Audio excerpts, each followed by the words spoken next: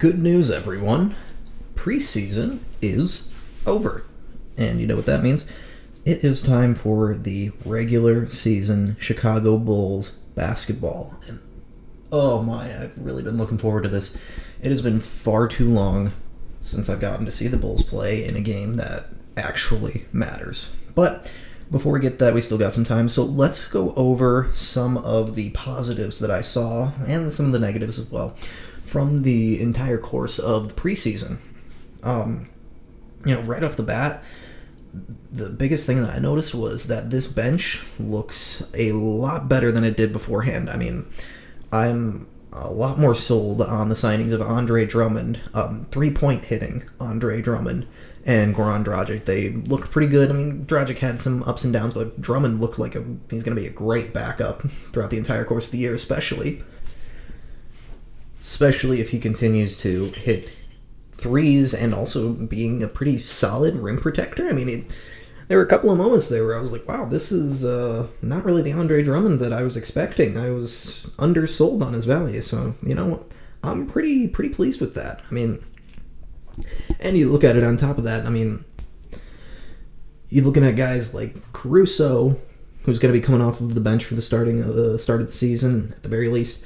You got Kobe White, who looks about the same. Hopefully he stays better as a shooter, but, we'll see. Expectations tempered on that.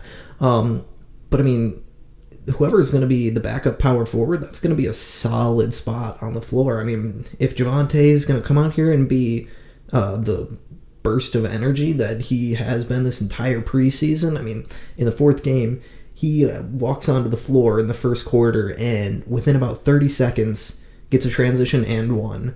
And it's just like, oh my god, that's incredible energy. That's what we need to see. And then that same game, I mean, Patrick Williams went out there and dropped 22, 5, and 5 on pretty solid efficiency. So it's like, you know what? If we can get either version of those guys, that high energy, high octane, high flying Javonte Green or the more aggressive Patrick Williams at the starting power forward, I'm very much into it, and I'm very pleased with that. Either if that's one of them starting and one of them being the backup. As it seems to me, probably going to be Patrick that'll be the backup for now. I mean, he looked really solid in the backup role without having the floor crowded by DeMar, Zach, and Vooch, who all three of them need to be getting their shots. It allowed him to take more time and slow down the game, which I really thought worked for him. So if that works out like that, then I'm fine with him coming off of the bench if he can prove to become, jumping up to a 10, 15 point per game guy. I mean, if he was averaging 13 and a half on pretty solid efficiency and, a couple rebounds, couple assists, I'd be pretty happy with that for what amounts to basically a year two guy.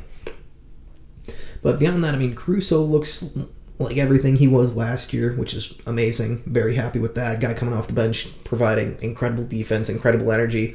I love that. And like I said, Drummond, he's looking like a great backup, which I'm very pleased to see that. But beyond that, I mean, everything else is around about the same, which is not at all a bad thing. I mean, I didn't even mention Dalen Terry, another guy who's just bursting with energy, transition guy who's going to get there, make the outlet pass, get the dunk, get an and one in transition. I mean, he's going to be a big fan favorite in Chicago. I mean, we always love our high energy guys. I mean, that's what AK and Mark Eversley have looked for in the draft and in free agency, and you know what? It's worked for them so far. I mean, made it to the playoffs in the first time from however many years last year. I can't really complain about that all that much. So, you know what? I'm liking this bench, and if the starting lineup is as good as it is, and if Lonzo comes back, hopefully sooner than expected, we'll see about that. Again, expectations tempered, but you know what? Io holding down the point guard spot for right now, I'm pleased with that. Io's looking better. He's doing threes off the dribble, knocking guys over, looking bigger and stronger. I love it. I will say there are a couple of negatives.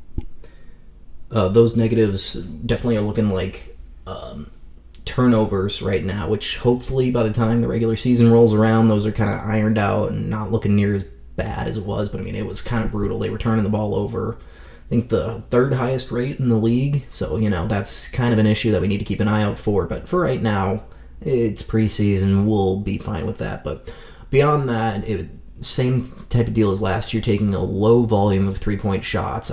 We just need to take more threes. We also weren't getting to the line all that much, which, that should probably also work itself out with DeMar being more active in the lineup than he had been for all the preseason, with Zach being hopefully back and completely healthy. It seems like he is, but that problem should work itself out. But more than anything, it was defense again. There were plenty of times where it just kind of seemed like the offense, the other team was just kind of doing whatever they wanted. And the pick and roll is still continuing to be an issue for this team, which, again, hopefully that kind of works itself out. It's preseason, you're still trying to work on your schemes and all that. But for right now, it's like, okay, can we get that sorted sooner rather than later? Or is this just going to be an all-season issue, which it very well could be, especially with Lonzo being out. That was definitely a negative. You got to see a higher volume of threes. The three was falling pretty well. Most of the guys, Vooch was looking great as with his 3-ball. Andre Drummond went 3 for 4 in the preseason out of nowhere. It's not like the shots weren't falling. It was just, a low volume. You want to see a team, kind of enter the modern NBA and say, hey guys, let's, 3 is more than 2. Let's continue to take the shots that are worth more. But at the end of the day, if it's working, it's working. DeMar's not a 3-point shooter, but he can still get his points. So, you know what? Again, maybe it's the same type of deal.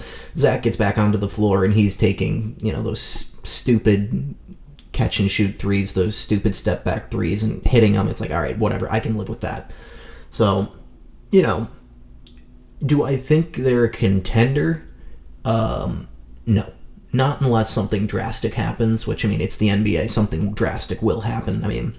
There are 10 teams right now in the Eastern Conference that are looking good to great, and not every one of those teams is going to make the playoffs. So it's just a matter of how do we stay the course for as long as possible? How do we make sure we aren't being injured and putting out our best guys every night? I think, honestly, that's the biggest thing, because, one of these teams will have those issues. At least one of them. Probably 2 of these teams will have those big injury issues. Joel Embiid's probably not going to play 82 games. Guys like Kevin Durant, Ben Simmons are probably not going to play 82 games. So it's, how do we keep DeMar, Zach, Vooch, and Lonzo, if and when he comes back, onto the floor for, 75 to 82 games. That's honestly, I think, the biggest key to success right now is, stay the course and just try and be as consistent as possible, which I know I'm sounding like AK right now, but he's got a point. Continuity matters, and let's just try and recreate some of that magic that we had at the beginning of last year and hope that can take us somewhere. Right now, as I'm looking at it, it's, a solid season would be, exceeding expectation would be 50 wins, and this team could be as low as a probably 32 to 35 win team if things go poorly, if Lonzo's out for the entire season and the team just isn't clicking. So, could very well be a lottery team, could very well be a second round exit. Kind of hard to tell in this league. Yeehaw, can't wait.